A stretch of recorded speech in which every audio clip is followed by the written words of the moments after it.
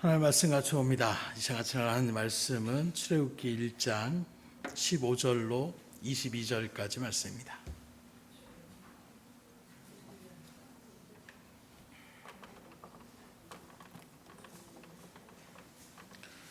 출애굽기 1장 15절로 22절까지 말씀 제가 봉독해 올려드리도록 하겠습니다.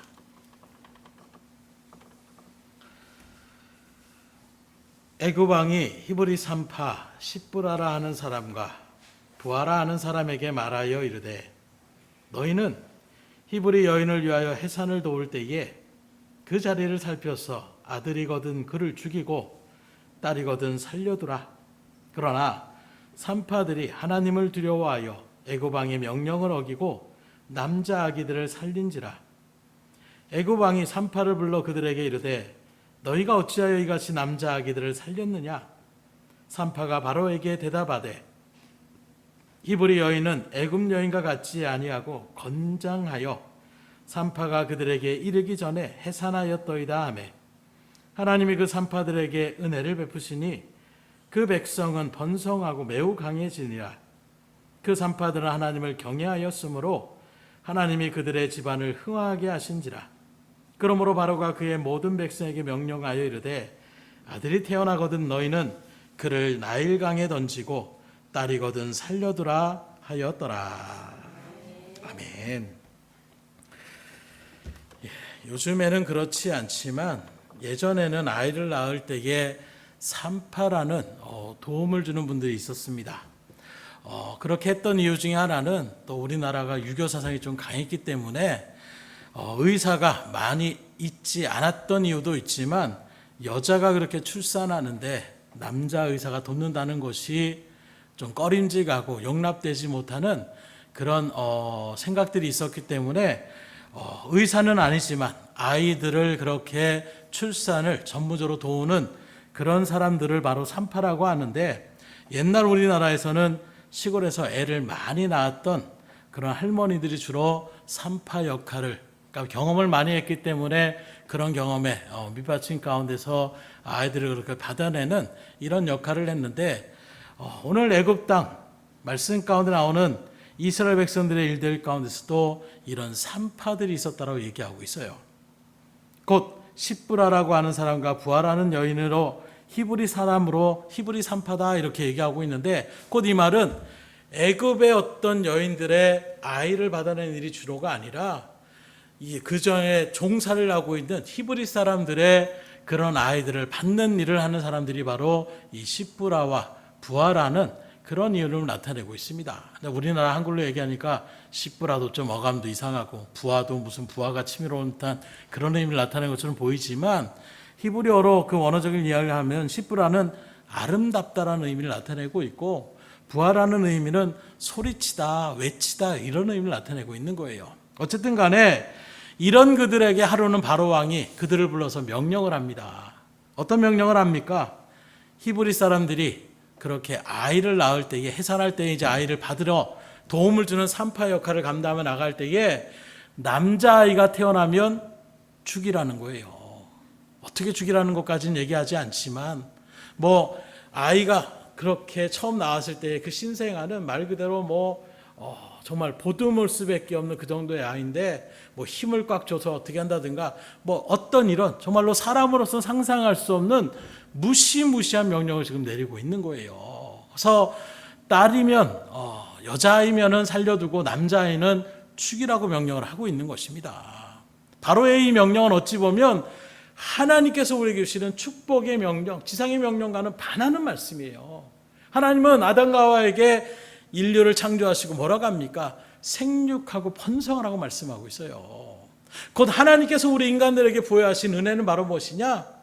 자자손손이 그렇게 번성하며 나가는 것입니다. 이런 부분에서 지금 나라마다 특별히 우리나라도 지금 출산율에 대한 일들 때문에 여러 가지 정책들을 얘기하고 있는 것처럼 지금 결혼해서 아이를 낳는 것, 이제는 결혼하는 것조차도 제대로 생각하지 않는 이런 일들 속에서 하나님의 명령이 어쩌면 저절로 지금 지켜지지 않는 그런 시대적인 일들 가운데에 우리가 서고 있다라고 얘기할 수가 있는 거예요. 그래서 저 때만 하더라도 부모님들이 결혼을 해야지, 그래도 그냥 계속 만나면 좀 나이가 들어서 나이가 차서 결혼을 안 하고 있으면 그렇게 얘기하는데, 요즘은 아예 세계 문화적으로 그렇게 만들어가지고 이제는 그거 얘기하는 거 아예 사람들이 싫어한다. 그건 예의에 벗어나는 것이다.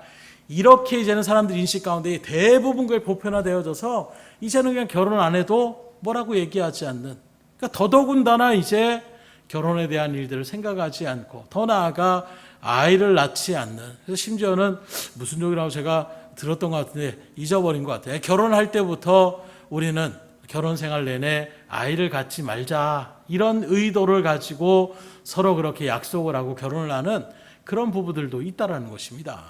이게 다 하나님의 말씀의 뜻을 거스르는 자리예요. 근데 심지어 바로왕은 어느 정도입니까? 그 정도가 아니라 아이가 태어나면 생명을 생육하고 번성하라고 얘기하고 있는데, 오히려 그 아이를 갖다 죽이라는 살인의 명령을 지금 이들에게 이야기하고 있는 거예요. 얼마나 잘, 어제도 한 시사 프로를 바라보니까 뭐 5살밖에 되지 않는 아이가 완전히 영양실조 가운데 있어가지고, 그래서 뭐 완전하게 밝혀진 건 아니지만 맞아서 그렇게 죽은 것 같다라는 일들 속에서 그게 또 그 아이의 엄마의 소행이냐 아니면 같이 살던 사람들의 어떤 소행이냐, 이런 이야기를 하는데 듣는 내내 마음이 무겁더라고요. 저도 모르게 사람이 어떻게 저럴 수가 있을까라는 생각이 계속 그렇게 입술로부터 나올 수밖에 없는, 야, 정말 인간이기를 포기했구나라는 생각이 들 정도의 그런 모습들, 그게 정말로 그 시사 프로의 내용이 맞다라고 한다면 정말 어떻게 천인공노할 저런 일을 벌일 수가 있을까. 사람이 죽었는데도 전혀 거기에 대한 죄책감이라는 것들을 나타내지 않는 이런 모습들, 우리의 생각은 그렇지만 사단은 그런 것들 따지지 않아요. 인간적으로 우리 하나님의 양심의 거울로는 사람을, 또 그것도 아이들을 더 이렇게 소중하게 생각하며 나가는 이런 부분들이 있지만, 사단은 노인이건 아이건 여자건 남자건 가리지 않습니다. 무조건 그 사단의 역사는 한 영혼이라도 어둠의 길로, 죽음의 길로, 사망의 길로 인도하고자 하는 것이 사단의 역사이면 우리가 잊어서는 안 된다라는 거예요. 그러면 왜 바로가 이런 일을 벌어지고 있느냐?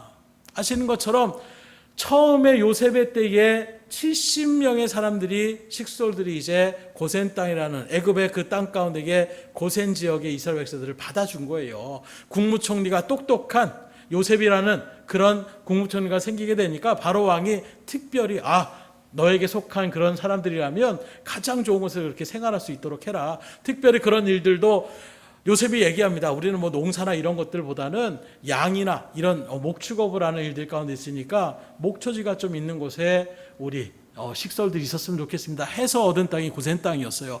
그런데 그 기간이 400년의 기간이 흐르면서 70여 명의 사람이 몇 명으로 불어났느냐?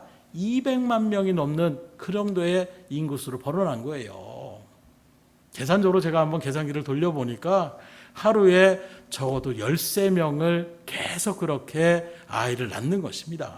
한 달이면은 39명 가까이 그렇게 계속해서 낳는 거예요. 그런 모습에서 기하급수적으로 계속 나는데, 상대적으로 애굽 사람들의 어떤 해산의 그런 모습과 지금 히브리 사람들의 해산의 속도가 이게 차이가 너무 나는 거예요. 직감을 하면 인구수가 지금 틀려지는 것입니다. 처음에는 애굽 사람들이 엄청 많은 거예요. 히브리 사람들이 70명밖에 되지 않는 것입니다. 그랬던 사람이 이제는 어느 순간에 그 400년의 생활 가운데에 히브리 사람들이 400만 명이 되는 사람으로 숫자가 왕창 늘어나는 거예요.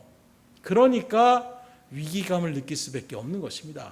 오늘 우리라도 바라보세요. 막 뭐 중국 사람들이 많이 와서 일을 한다라고 하고 있는데 그 인구수가 어느 순간에 우리나라에 100만 명이 막 그렇게 많은 수의 사람들이 그렇게 있다라고 하면 여러 가지 법령이나 이런 일을 할 때에도 제약이나 이런 것들이 많이 생길 수밖에 없는 것입니다.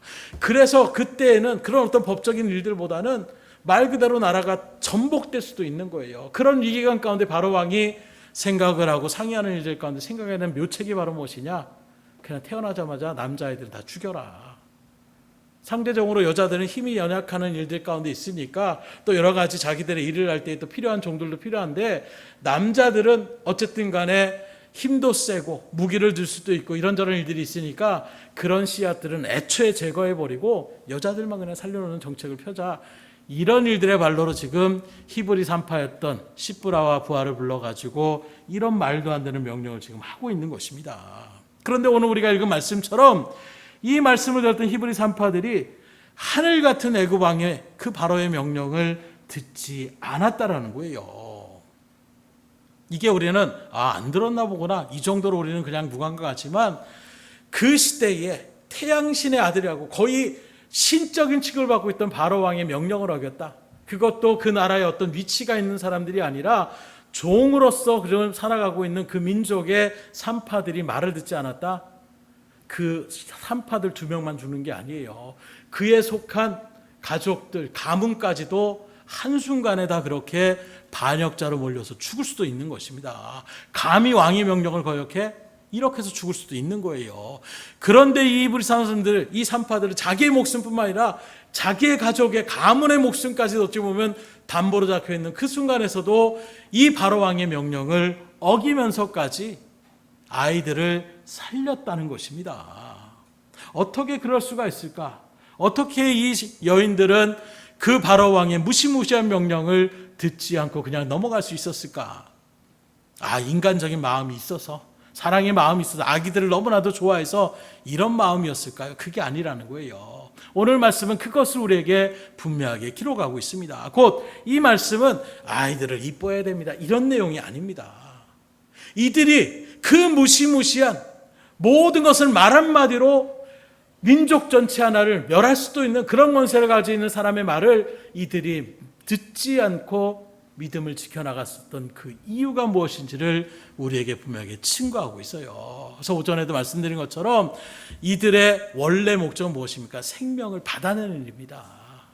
생명을 받아내는 일인데 생명을 오히려 죽이려고 하는 이 왕의 명령을 이들은 받지 않았는데, 왜 그들은 그렇다면 생명을 걸기까지 그 왕의 명령을 듣지 않았을까? 그 이유의 첫 번째는 바로 왕의 명령보다 이들은 하나님을 더 두려워했기 때문이라고 말씀하고 있어요. 곧 왕의 명령은 죽이라는 것입니다. 말씀드린 것처럼 신의 어떤 대리자라고까지 일컬어지는 이 바로 왕의 명령을 어긴다는 것은 생명을 걸 수밖에 없는 거예요. 그런데도 이 여인들의 믿음에는 뭐가 있느냐? 아무리 바로 왕의 권세가 그렇게 강해도 그 바로 왕보다 더 두려운 존재가 바로 이들의 믿음 가운데 누구였느냐? 여호와 하나님이셨다라는 거예요. 시적으로 나에게 위해를 가할 수 있는 그 사람보다도 보이지 않지만 그 하나님이 더 나에게는 두려운 존재라는 것이 이 산파들의 신앙 가운데 새겨져 있으니까 그들은 이 무시무시한 바로 왕의 명령을 듣지 않았다라는 것입니다. 그래서 17절의 말씀을 보면, 그러나 산파들이 하나님을 두려워하여 애굽 왕의 명령을 어기고 남자 아기들을 살린지라.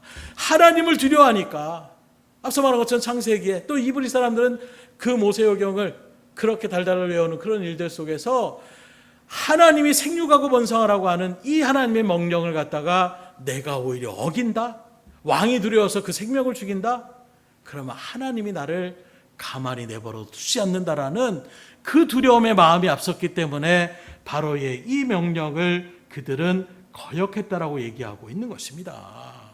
그래서 생명을 살리는 것이 하나님의 창조의 섭리인데 그 창조의 섭리를 내가 어기면서까지 바로 왕의 명령을 지킬 수 없다. 왜요? 하나님을 두려워하는 마음이 있기 때문에. 지금도 이 하나님의 명령은 동일합니다. 생명을 살리는 일에 하나님은 늘 거기에 시선이 가 있다라고 말씀하고 있어요. 그래서 우리가 너무 잘 알고 있는 마태복음 16장 26절에 사람이 만일 온 천하를 얻고도 제 목숨을 잃으면 무엇이 유익하리요? 사람이 무엇을 주고 제 목숨과 바꾸겠느냐? 이 말씀 한마디로 얘기하면 한 사람의 그 영혼이 세상 만물보다 귀하게 여기신다라는 것이 하나님의 마음이라는 거예요. 지금도 그 하나님께서는 동일하게 한 영혼 한 영혼들을 그렇게 살피시고 계시고 그 영혼이 구원의 자리 가운데 들어오는 것을 너무나도 기뻐하시는 것입니다. 그럼 여러분들에게 묻습니다.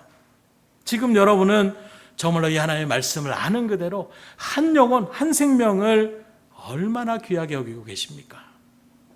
모든 인간 속에서는 하나님의 형상이 그렇게 따라 지음받았다는 것을 인정하며 그 생명, 그 한 영혼 한 영혼들이 그 무엇보다 소중한 존재임을 여러분들이 정말 믿음으로 말씀을 들은 그대로 그것을 믿음으로 새기고 그것이 맞다라고 정말로 아멘으로 화답할 수 있습니까? 그렇다면 영혼을 구원한다라는 이 전도의 사명이 세상 그 어떤 사명보다 귀하디 귀한 것임을 여러분들이 아셔야 된다는 거예요. 그 전도가 무엇입니까? 영혼을 살리는 일이에요. 영혼을 죽이는 일이 아닙니다.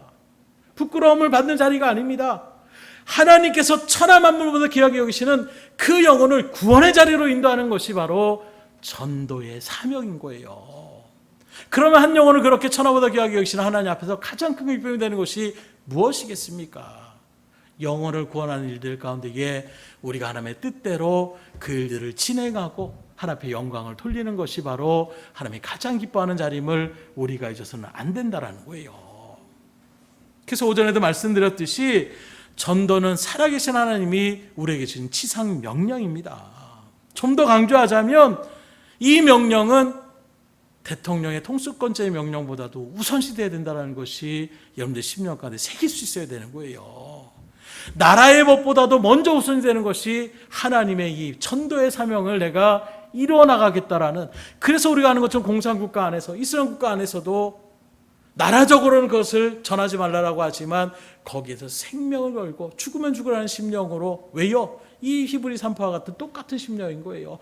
영혼을 살리는 일이 나에게 맡겨진 사명인데 나를 먼저 하나님께서 택하신 마음이, 나를 먼저 하나님께서 구원받은 백성 삼아주신 것이 내가 받은 이 은혜를, 그 영혼들, 죽어가는 그 영혼들을 살리기 위하여 나를 하나님께서 먼저 구원하셨다라는 그 믿음이 새겨진 그들이었기 때문에, 그래서 지금도 그들은 그렇게 복음을 전가하는 일에 생명을 걸고 나가고 있는 거예요. 그런 나라 가운데에 전도하는 사람들이보다 오늘 우리가 힘들다, 세상이 악하다, 전도지 덜덜로 받는 등 받지 않는 사람들이 태반이다, 이런 일들 가운데서 코로나 일들로 기독교에 대한 어떤 생각들이 많이 또 그런 모습들이 있다, 이런저런 핑계로 우리가 전도하지 않는다라면 어떻게 되겠어요? 다시금 전도의 사명을 깊이 깨달을 수 있기를 주님으로 축원합니다. 정말로 다시 한번 묻습니다. 그럼 여러분들은 천국에 있고 지옥이 있음을 분명하게 아시고 믿으십니까? 예수님을 믿지 않으면 멸망을 당하고 예수님을 믿어야 영생을, 구원을 얻을 수 있다는 것을 분명히 믿음으로 확신하십니까? 그렇다면 우리 주변에 지옥으로 향하는 발걸음들을 뻔히 그냥 바라본다는 것은 정말로 믿음의 바른 은혜 가운데 선 사람들의 모습을 얘기할 수도 없는 거예요. 때가 되면 믿겠지, 알아서 믿겠지, 이렇게 우리가 생각하는 것은 너무나도 무책임한 얘기라고 이야기할 수밖에 없는 것입니다. 그래서 지금 한 영혼 한 영이 불구덩이로 지금 들어간다라면 우리가 바라보는 것처럼 막 불이 났을 때에 어떻게 합니까? 사람들이 막 달려들려고 해요. 뭐 때문에요? 내 가족이 거기 있으니까, 내 자녀가 있으니까. 그때 또 사람들은 막 말립니다. 왜 말립니까? 들어가면 불타 죽을 수도 있다라는 그런 일들 속에서 말리는 거예요. 세월호의 사건들이 지금 많이 이제 좀 우리가 마음 가운데에 이제는 어느 정도 진정이 되고 있지만, 그런 수년의 여러 가지 사건들이 우리 가운데에 막 사람이 저렇게 아까울 수도 있을까?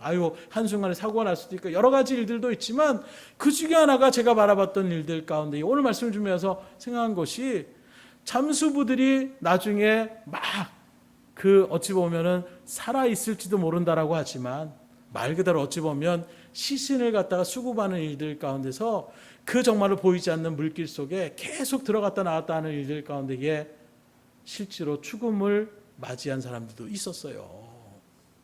그 일에 대해서 잠수사 관리가 없다, 자격증이 없다, 자기만 없다로 개인적으로 한 것이다, 여러 가지 말들이 있지만 어쨌든 그 사람이 다른 그것을 어떻게든 수습하려고 하는 그 모습은 편함이 없는 것입니다. 심지어 어찌 보면 죽은 시체를 건지는 일들에도 최선을 다해서 그렇게 나가는 모습들을 바라본다라면, 오늘 저희들이 받은 전도의 사명은 영혼을 살리는 일에 있는 거예요. 죽은 사람이 아닙니다. 지금 죽음으로 가고 있는 그 영혼들을 살리는 자리가 바로 전도의 사명이라고 한다라면, 죽은 시체를 찾는데도 자기 생명, 자기 정말로 한계의 극한에 이를 때까지 그걸 찾아서 어떻게든 유가족들의 마음 가운데서 위안을 주고자 하는 사명가짐을 가지고 그 일들을 진행하고 있는데, 우리는 그보다도 못한 마음의 자리 가운데 있다라면 정말로 우리가 하나님 앞에 먼저 구원받은 은혜의 백성이라고 하나님 구원해 주셔서 감사합니다, 이렇게 우리만 즐겁게 반응하는 그런 모양을 취할 수가 있겠습니까? 정말로 내 주변에 아직도 주님을 알지 못하는 영혼들을 놓고 기도하셔야 돼요. 간절한 마음으로 가셔야 돼요. 최선을 다해서 정말 앞에 구하며 기도하며 지혜를 구하며 성령의 역사를 바라면서, 그리고 담대하게 그들에게 복음을 전하며 나갈 수가 있어야 되는 것입니다. 그냥 때 되면 믿겠지, 알아서 믿겠지, 하나님 언젠가 역사하시겠지, 그렇게 하다가 정작 예수님을 받아들이지 못하고 죽음의 순간에 들어가면 그때는 어떻게 할 거예요? 그때 울으실 것입니까? 그때 그 장례식장 가가지고 우리가 통곡하며 애곡할 것입니까? 그것만큼 어리석은 것이 없어요. 그래서 저번에도 말씀드린 것처럼 청개구리의 이야기 다 알고 계시잖아요. 살아있을 때 정말로 최선의 그런 일들 가운데 서는 것이지, 죽은 다음에 아무리 그것을 효도를 한다라고 나타내도 그건 빛바랜 그런 효도밖에 될 수가 없는 거예요. 그러니 지금 여러분들에게 맡겨진 사명이 지금 여러분들에게 주신 가장 귀한 사명을 다시금 생각하셔서 정말로 한 영혼 한 영혼들을 구원하는 일들 가운데에 최선을 다하며 나갈 수 있기를 주님으로 축원합니다. 지옥이 정말로 있다라고 생각한다면 어떻게 우리가 그냥 내버려 둘 수가 있겠어요?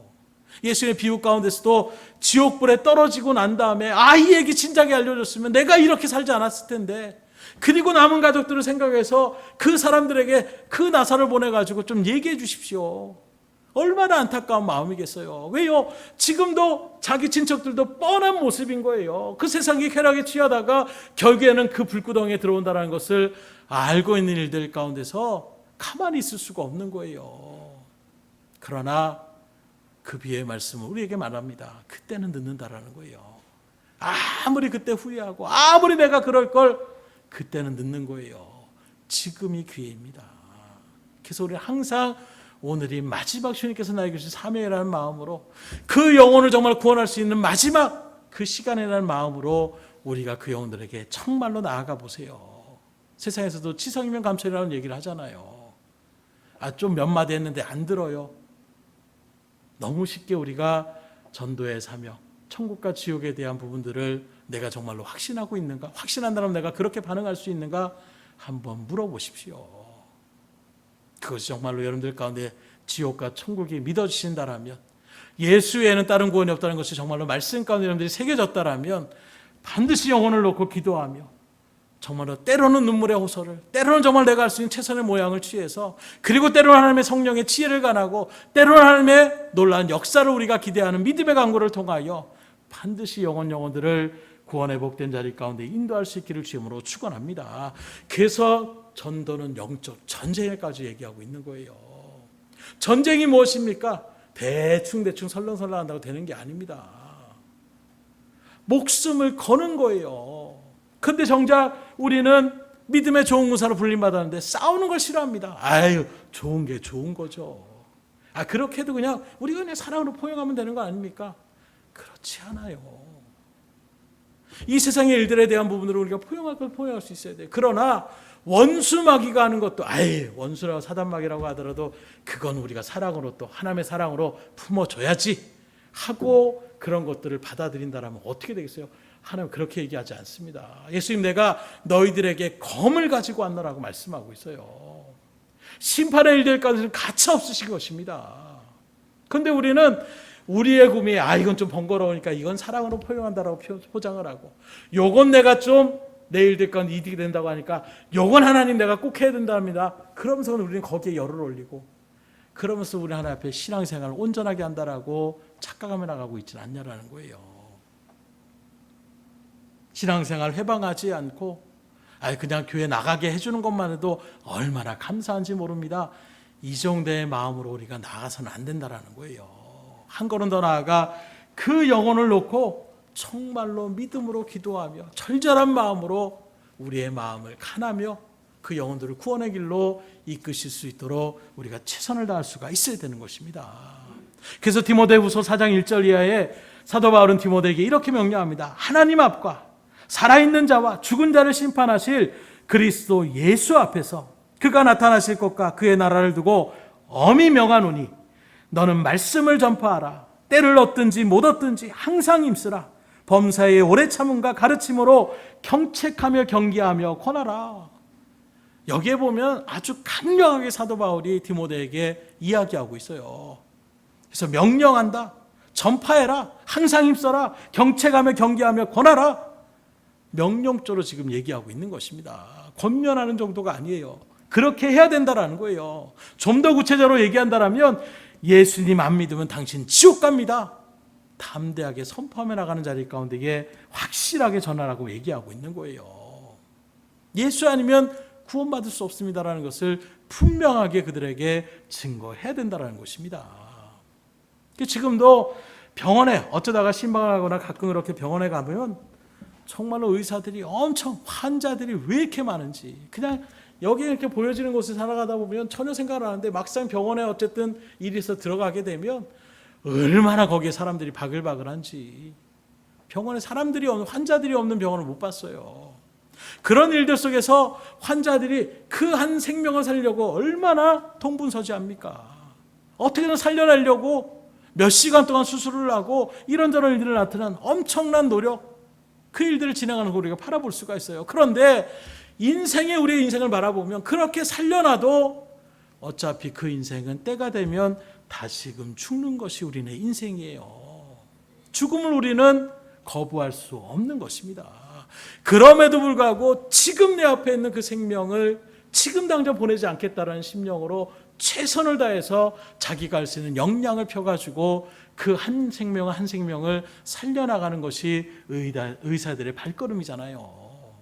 근데 정작 우리는 예수님을 믿는다고 하면서 그리고 영생, 다시 말하면 살려놨지만 다시 죽는 그런 인생이 아니라 우리의 구원의 이 은혜의 자리 가운데 오면 영원히 죽지 않는 은혜의 하늘나라 가운데 살게 된다는 것이 저놈들에게 주신 하나님의 놀라운 특권이요 전도의 사명인데 살려놔도 얼마 안 있으면 때가 되면 죽을 수밖에 없는 그 영혼을 위해서 의사들이 최선을 다하는데 정작 우리들은 영생의 비밀을 알면서도 그것을 입을 꾹 다물고 있고 에이 전하면 뭐 하겠어 듣지도 않을 텐데 이런 마음으로 나가서야 되겠냐라는 거예요.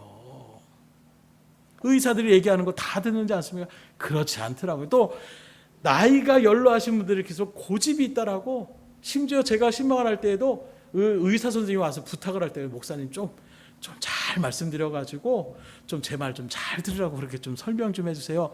이렇게 부탁하시는 분들도 있어요. 왜냐하면 뭐 수술을 받아가지고 당분간은 일어서지 마십시오. 그냥 그 일들 가운데 있어야 됩니다. 때가 되고 뼈가 붙으면 그때 일어나야 됩니다. 그래도 이제 내 마음은 벌써 건강해졌어요. 그래서 그냥 막 걸어 다니시고 막 하다 보면 그러면 또 오히려 그 수술이 한 대가 또 덫이 나가지고 잘못된 경우가 너무나도 많이 있다라는 거예요. 그래서 제가 말씀하면서 일부러 아이고 권사님 이제는 좀 그런 일들 가운데에 의사 말씀 무조건 잘 들어야 돼요. 병원 가서는 의사가 최고예요. 그렇게 말씀하면서 제가 물론 기도를 하겠습니다. 이렇게 얘기를 했는데도 아이 목사님 의사가 이상한 것 같아요. 말도 안 되는 소리 하고요. 저는 벌써 다 건강한데 이렇게 그런 얘기할 때 정말로 마음이 덜컥할 때가 있어요.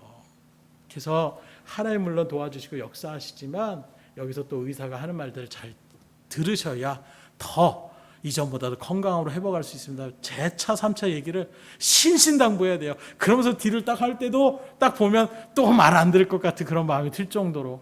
근데 우리가 바라볼 때에 정말로 영혼을 구원하는 일들 가운데 우리는 어떻게 하냐라는 거예요. 계속해서 그 영혼을 살피는 그 한 생명을 살리고자 하는 일도 의사가 계속해서 완전하게 나을 때까지 주시하며 나가는데 오늘도 전도하는 일들 가운데 계속해서 그들이 믿음의 자리 가운데 성장하는 이제는 스스로 그 믿음의 자리에 굳건하게 서서 이제는 또 다른 영혼을 구원하며 나갈 수 있는 전도의 자리 가운데 설 수 있는 그런 자리매김을 할 수 있을 때까지 우리가 계속해서 그 영혼을 놓고 기도하셔야 되는 거예요. 관심을 가지셔야 되는 거예요. 그런 일들 가운데서 우리가 정말로 지금은 깨야 될 때고 일어나야 될 때고 열심히 일할 때임을 우리가 잊어서는 안 됩니다. 시대를 탓하고 사람을 탓하고 환경을 탓하고 내 상황을 탓하면서 나는 안 돼 주저앉지 마세요. 바로 이때가 일어날 때입니다. 바로 이때가 하나님의 역사를 일어날 때예요. 오히려 하나님의 역사는 나는 이제 못합니다. 내 실력으로 할 수 없어요. 사람들이 내 말 듣겠습니다. 내 자신의 모든 것을 철저하게 내려놓을 때에 그때 하나님의 역사하시는 거예요. 오히려 하나님 내가 말재주를 한번 해보겠습니다. 내가 그래도 배운 게 있으니까 학식으로 한번 내가 설득해 보겠습니다. 그러면 오히려 안 되더라고요. 내 뜻대로 안 됩니다. 내가 이런 방법 저런 방법 해가지고 하나님 내 지혜가 없습니다. 하나님이 역사하셔야 됩니다. 하나님께 온전하게 의지할 때 그때 하나님이 역사하시는 거예요. 그럼을 통하여 그 영혼도 살리시고 우리의 믿음도 더 든든하게 세우시는 거예요. 내 힘으로 안 되는 것도 하나님께 맡기면 되는 것이구나. 이게 믿음의 생활이구나. 그 하나님이 나의 아버지가 되신다니 벅찬 가슴으로 우리가 신앙의 길을 기쁨으로 나갈 수가 있는 거예요. 그런데 우리는 하나님의 자녀로 불림받았는데 자꾸 스스로 총의 자리 가운데 서려고 할 때가 있어요. 뭐 일을 안 하면 주인이 눈을 부릅뜨고 있다가 너 왜 일 안 했어? 이렇게 호통치는 하나님을 우리가 생각할 때가 참 많이 있지 않습니까?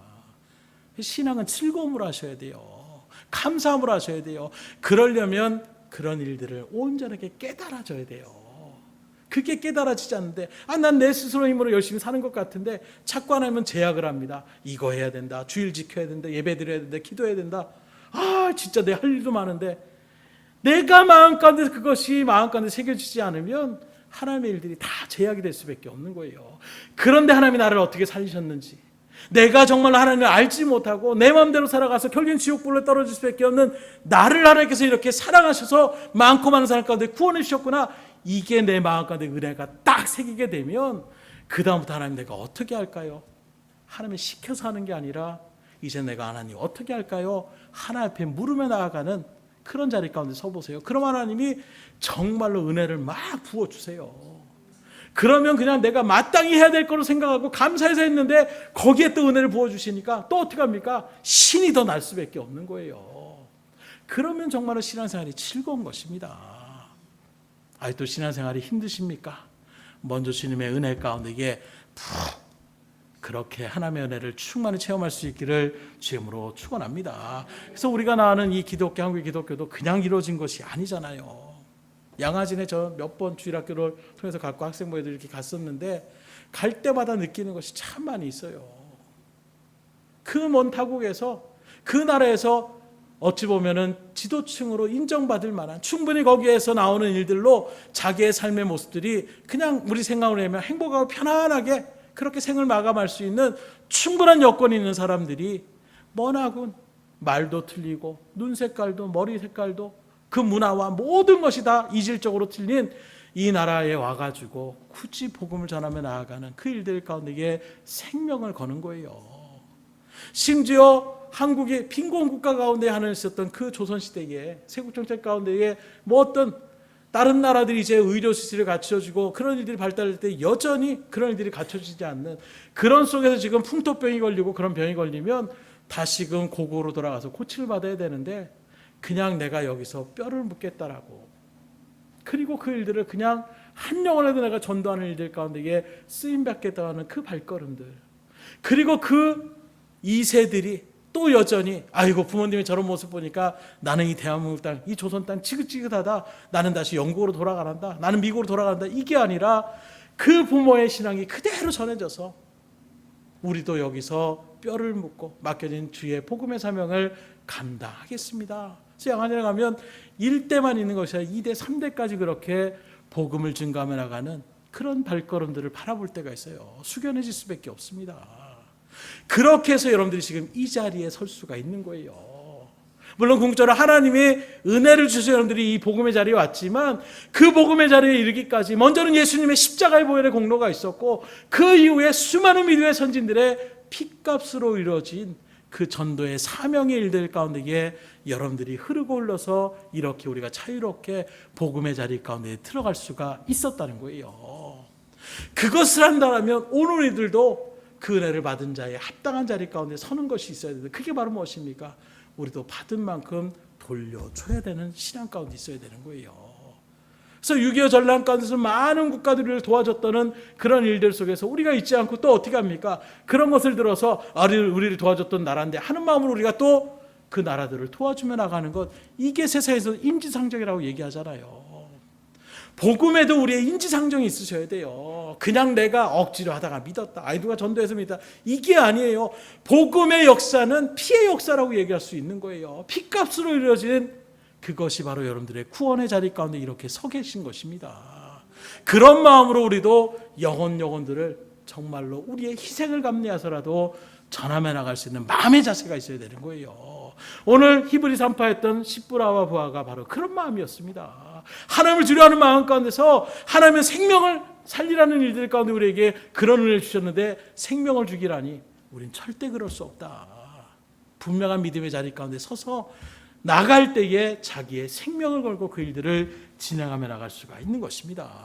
그래서 다시금 정리하면 십부라와 부하가 목숨을 왜 어떻게 걸을 수가 있었습니까? 그건 그들이 생명의 소중함을 알았기 때문이고 살인이 죄악임을 알았기 때문이며 더 나아가서 그들은 하나님을 경외하는 믿음의 신앙인이었기 때문이에요.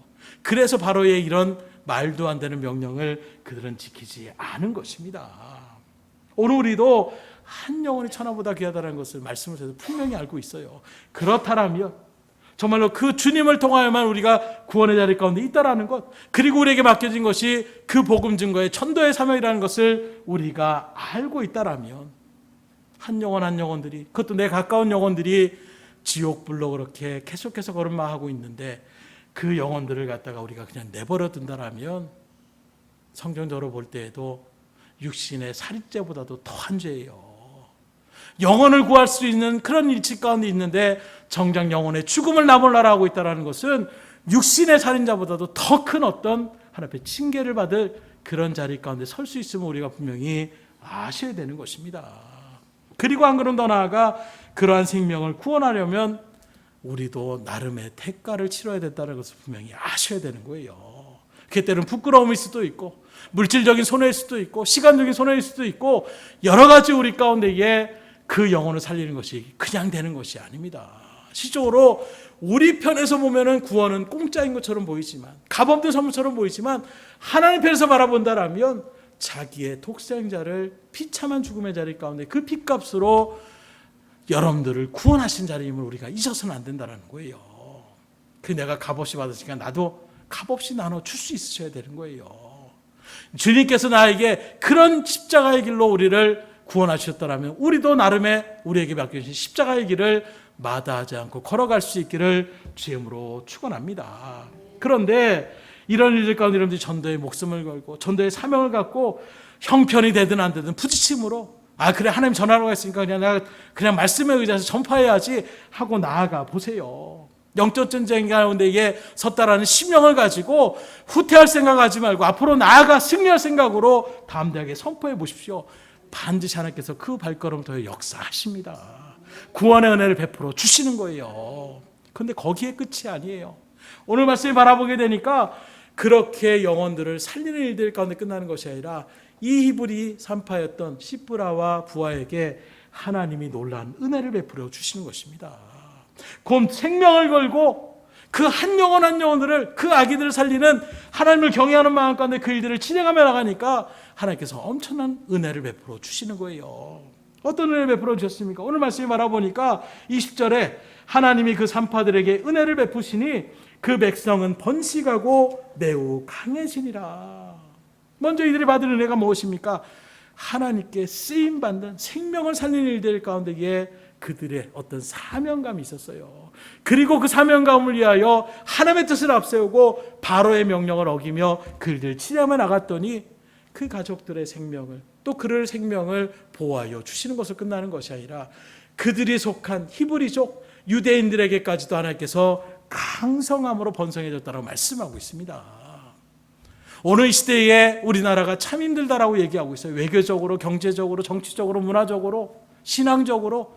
이때 우리가 다시금 이 나라 가운데에 복음의 물결을 일어나고 다시금 회복의 자리 가운데 설 수 있는 것은 무엇이겠습니까? 전도의 사명을 믿으실 수 있기를 주님으로 축원합니다. 영혼을 살리는 일들 가운데 여러분 나갈 때에 여러분들이 복을 받는 거예요. 그런데 여러분들만 복이 받는 것이 아니라 여러분들 통하여 그 영혼들이 다 번성해지고 강대해지는 복을 누리게 되면 자연스럽게 이 민족이 이 나라가 주의 일들 가운데 든든하게 설 수가 있는 것입니다. 그래서 누가 하겠지가 아니라 그 출발점이 여러분들이 될 수 있기를 주님으로 축복합니다. 그 은혜를 범하던 자를 바로 여러분들이세요. 우리 옆 사람한테 얘기하겠습니까? 당신이 하나님의 명령을 받은 사람입니다.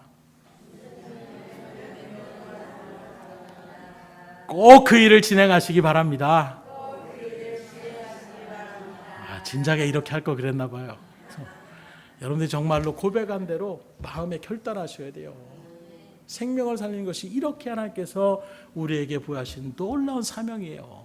그리고 그 생명을 살리는 것이 마땅히 우리가 해야 될 일임에도 불구하고 하나님은 또 야, 네가 내 명대로 잘하는구나. 그리고 은혜를 주시는 것입니다. 그래서 이 은혜가 히브리서 한파였던 십부라 부하의 은혜로 끝나는 것이 아니라 오늘날 여러분들에게도 통일하게 주신다는 거예요. 어떻게 할 때요? 여러분들 생명을 구하기 위하여 정말 힘을 쏟고 최선을 다해서 전도하며 나갈 때에 반드시 여러분들에게도 하나님의 이런 놀라운 은혜의 축복이 임하게 됨을 믿으시기를 주님으로 축원합니다. 그렇게 여러분들이 하면 교회가 자연스럽게 부흥이 되는 거예요. 교회가 이렇게 부흥이 되면 민족이 부흥이 되는 것입니다. 나라가 부흥이 되는 거예요. 우리는 벌써 그런 부흥의 물결을 한번 체험한 그런 민족이지 않습니까? 한번 체험한 민족이 또 체험하는 것 충분히 우리가 믿음의 일들 가운데 다시금 그 발걸음을 하면 되는 거예요. 처음에 알지 못했던 그렇게 힘든 일이 한번 닦거나 이렇게 하면 되는 거잖아. 알고 그 길을 걸어가는 것은 처음보다는 그래도 수월한 것입니다. 안타까운 것은 우리의 마음이 그 첫사랑의 회복의 자리에 서지 못하는 것이 안타까움이에요. 우리의 중심만 변하면 돼요. 하나님의 말씀을 붙잡고 나아가시면 돼요. 지금도 얼마든지 하나님은 역사하시는 분이세요. 두 번째로 이 산파들이 받은 은혜가 무엇입니까? 그들의 집안이 흥왕하게 되었다라고 얘기하고 있습니다. 21절의 말씀입니다. 그 산파들은 하나님을 경외하였으므로 하나님이 그들의 집안을 흥왕하게 하시리라. 아주 왕성하게 됐다라고 얘기하고 있어요. 그럼 여기서 하나님을 경외했다, 이 의미가 바로 무엇을 얘기합니까? 그건 바로 앞서 얘기한 것처럼 바로왕의 명령을 두려워하지 않고 하나님의 말씀을 또 하나님을 두려워하는 마음 가운데서 그 아기들을 죽이지 않고 그 생명을 살렸다는 것을 이야기하고 있는 것입니다. 오늘 이 은혜를 그대로 우리 가운데 접목하면 여러분들이 지옥 가는 영혼을 살리는 일들 가운데, 그들을 정말로 구원의 백성으로 인도하는 일들 가운데 서는 것이 곧 하나님을 경외하는 것임을 아셔야 돼요. 여러분, 하나님 경외하셔야 됩니다. 어떻게 해야 되지? 찬양을 좀 거룩하게 올려야 되나? 이게 아니에요.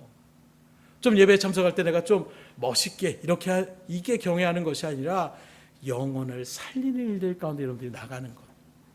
세상 사람들이 뭐라고 해도, 우리를 비웃고 조롱해도 내가 맡겨진 그 한 영혼을 천하보다 귀하게 여기시는 하나님의 마음을 받아서 그 영혼을 놓고 기도하며 복음을 증거하며 나가는 이것이 곧 하나님을 경외하는 자리라고 우리에게 증거하고 있습니다. 다니엘서 12장 3절에는 이렇게 또 증거합니다. 지혜 있는 자는 궁창의 빛과 같이 빛날 것이요 많은 사람을 옳은 대로 돌아오게 한 자는 별과 같이 영원토록 빛나리라. 여기서 많은 사람을 옳은 대로 돌아오게 했다. 오늘날로 얘기하면 구원의 자리로 이끌었다, 전도했다는 것을 얘기하고 있어요. 이렇게 하는 사람들에게 어떻게 합니까? 그런 사람들에게 하나님이 별과 같이 영원토록 빛나게 하신다. 그 발걸음 하나님께서 아주 빛같이 사람들에게 선포하듯이 환히 그렇게 이렇게 이 사람은 수고한 사람이다라고 사람들이 다 알 수 있을 정도로 그렇게 하나님이 기뻐하신다는 것을 얘기하고 있어요. 그러니 여러분들이 생명을 구하는 일들 가운데 힘을 쓰면 여러분들의 집안을 하나님께서 복되게 하여 주실 뿐만이 아니라 여러분들을 하늘의 별과 같이 빛나게 하여 주시는 은혜의 일들 가운데 쓰임받는다라고 약속했던 이 말씀을 붙잡으시고, 지금 나는 창피한데, 그런 마음이 들 때 그래도 하나님 나를 별과 같이 빛나게 해주신다는데, 내가 지금 하나님의 뜻대로 나아가는 이 전도의 일을 감당할 때에 우리 집안을 하나님께서 흥왕케 하여 주신다는데, 이 마음으로 여러분들이 나가는 것, 이게 말씀 붙잡고 주의 일들 가운데 순종하는 삶이에요. 말씀을 드립니다. 오늘 십부라와 부하처럼 지금도 하나님은 생명을 살리는 사람들을 은혜를 베풀기를 바라고 원하시는 거예요. 왜요? 그것이 하나님이 가장 기뻐하시는 일이기 때문에. 그래서 하나님은 간절히 지금도 원하는 것이 한 영혼 한 영혼들을 구원의 자리로 이끌어가는 거예요. 그리고 이 놀라운 일들을 우리의 발걸음을 통해서 이루시겠다고 얘기하고 있어요. 근데 그 일들에 뭐라고 또 고린도전에 얘기합니다. 우리의 미련한 발걸음을 얘기하고 있어요. 곧 우리의 어떤 언변, 5절에도 말한 것처럼 우리의 지식과 언변과 여러 가지 어떤 지혜를 통해서 나가는 것이 아니라 오히려 하는 말해요. 우리의 미련한 모습, 그냥 우직하게 하나님이 이렇게 명령했으니까 난 다른 거 모르니까 하나님이 전하라고 했으니까 전해야지, 그냥 그대로 나가는 그 발걸음을 통하여 하나님은 역사하신다라고 말씀하고 있어요. 그래서 먼저 저 사람들을 하나님께서 택한 백성으로 불러주신 것입니다. 그래서 이분도 몇 번 말씀드렸어요. 여러분들을 하나님 먼저 부르신 것은 구원의 백성이다, 아이고 감사합니다, 이거 하려고 했는데 불러주신 것이 아니에요. 그 은혜를 바로 깨달아서 동일하게 아직도 하나님을 알지 못하고 멸망의 길로 가는 그 영혼들을 불쌍히 여기며 그 영혼들에게 복음을 제시하고 구원의 길로 이끌어가는 일들 가운데에 쓰임받게 하기 위해 여러분들을 먼저 불러주신 거예요. 여러분들 주변에 지금 하나님께서 붙여주신 영혼이 누구입니까? 아직도 육신은 살아있지만 구원이 뭔지, 예수님이 누군지, 천국과 지옥은 받아들이지 않는 그런 완악한 신령들이 있습니까? 멸망으로 심판으로 가라가는 그 발걸음들이 있습니까? 오늘 이 말씀 가운데에 온전하게 서셔서 그 영혼에게 복음을 제시하고 전도의 사명을 감당함을 통하여 나 자신에게도 큰 복과 은혜를 누릴 뿐만이 아니라 그 영혼도 구원의 복된 자리를 이끌어가는데 쓰임받으시는 여러분들의 발걸음이 될 수 있기를 주임으로 축복합니다. 기도하겠습니다. 주님 감사합니다. 오늘도 주의 말씀 앞에서 정말로 전도의 사명에 대한 부분들을 계속해서 주님께서 강조하여 주셨고, 오늘 특별히 히브리 산파였던 시브라와 후아의 바로 왕의 그 명령에 생명을 걸고 그들의 하나님을 두려워하는 심령 가운데에 생명의 주권자 되시는 하나님을 두려워하는 그 심령으로 생명을 살리는 일들 가운데 그들이 자신의 생명을 걸었던 것처럼 결국에는 그 일들을 통하여 하나님이 그들을 기쁨으로 하답하시고 큰 복과 은혜를 허락하여 주셨던 것을 우리가 말씀을 같이 상고하였습니다.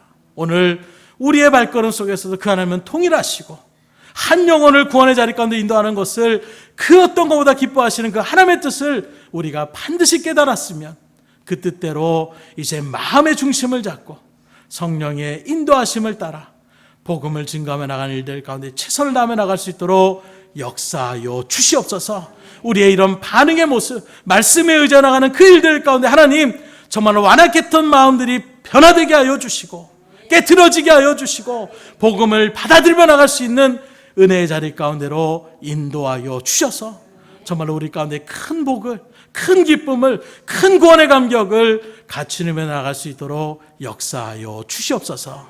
모든 것을 주님 앞에 의탁드리오며 예수의 손 받들어 기도드렸사옵나이다. 아멘.